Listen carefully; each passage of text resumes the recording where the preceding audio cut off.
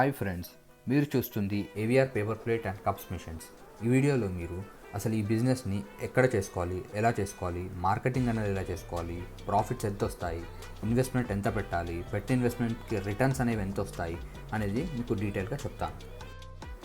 అన్నిటికంటే ముఖ్యమైనది ఏంటంటే, ఈ బిజినెస్ చేయడానికి మీరు ఆల్రెడీ జాబ్ చేస్తున్నట్టయితే ఆ జాబ్ని వదిలేయాల్సిన అవసరం లేదు. ఈ బిజినెస్ మొత్తాన్ని మీకు ఒక 5 పార్ట్లలో నేను ఎక్స్ప్లెయిన్ చేస్తాను.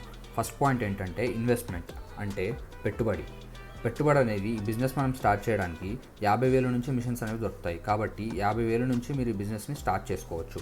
నెక్స్ట్ పాయింట్ వచ్చేసి స్పేస్, అంటే స్థలం ఎంత కావాలి. ఇది ఇంట్లోనే పెట్టుకొని ఇంట్లోనే చేసుకోవచ్చు. ఇంట్లో కరెంట్తో కూడా మనకు సింగిల్ ఫేస్ కరెంట్లో ఈ మిషన్ అనేది నడుస్తుంది. నెక్స్ట్ పాయింట్ ఏంటంటే ప్రొడక్షన్, అంటే దీన్ని తయారీ ఎలా చేయాలి.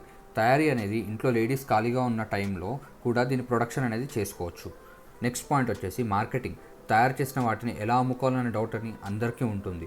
ఇది డిస్పోజబుల్ ఐటమ్, అంటే ఒక్కసారి కొన్న ప్లేట్ని ఒకేసారి వాడడానికి ఉంటుంది. అంటే తిని పాడేస్తారు. కాబట్టి మీకు ఒక 5-6 షాపులు కరెక్ట్గా దొరికితే ఆ షాపుల వాళ్ళకి మీరు రెగ్యులర్గా సప్లై అనేది చేసుకోవచ్చు.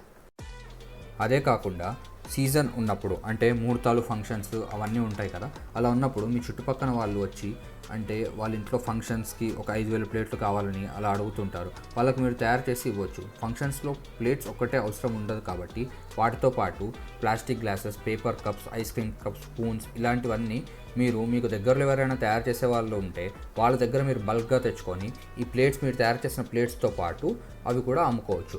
అన్నీ మనమే తయారు చేయాలంటే ఇన్వెస్ట్మెంట్ అనేది చాలా ఎక్కువగా అవుతుంది. మనం దాన్ని మేనేజ్ కూడా చేయలేము.